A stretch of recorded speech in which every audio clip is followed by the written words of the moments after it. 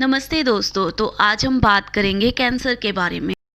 तो हम बात करते हैं सर्वाइकल कैंसर की। सर्वाइकल कैंसर, जैसा मैंने पहले बताया, बच्चादानी के नीचे एक गले जैसा एरिया होता है, uterus, cervix and then vagina.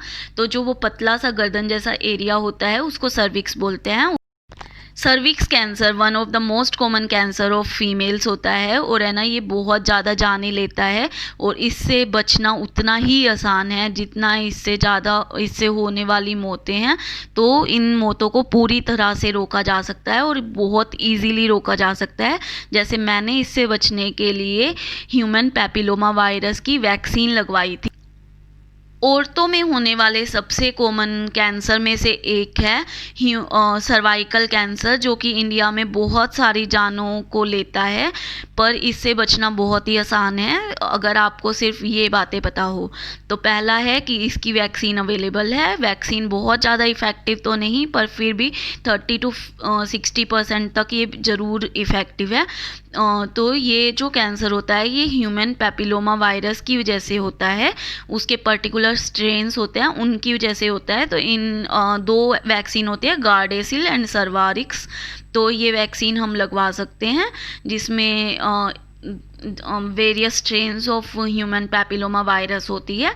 तो फिर इसके अलावा क्या करना होता है कि इसके रिस्क फैक्टर में एक ये होता है कि जब सबसे पहले आपने संबंध बनाया है अपने पार्टनर के साथ, तो उसके बाद आपको एक बार पैप स्मीयर कराना चाहिए। पैप स्मीयर एक बहुत ही छोटी सी जांच होती है जिसमें कि वेजाइना के थ्रू एक स्टिक जो होती है वो पास करते हैं और उसको टच कर देते हैं सर्विक्स से, और फिर उसको स्लाइड पे फैला लेते हैं और फिर टेस्ट में हमारे सेल्स को देखते हैं।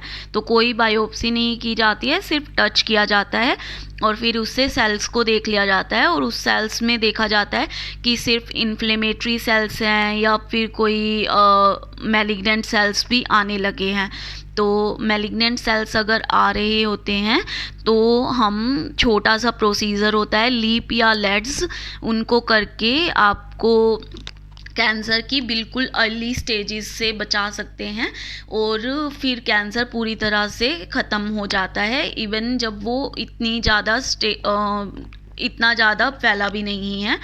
इवन सर्वाइकल कैंसर का स्टेज 1 में भी बहुत अच्छा प्रोग्नोसिस है। प्रोग्नोसिस होता है मतलब अगर वो हो भी गया है तो कितने साल तक हम जी सकते हैं, लंबे साल तक मतलब।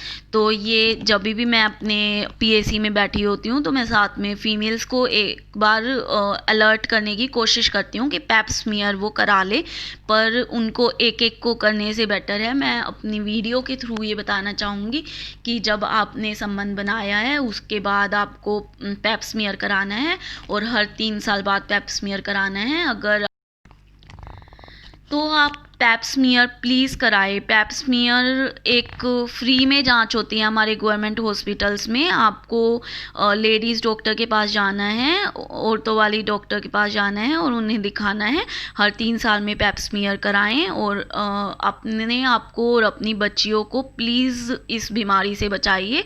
ये बीमारी से बचना बहुत ही आसान है और आप HPV वायरस का भी टेस्टिंग।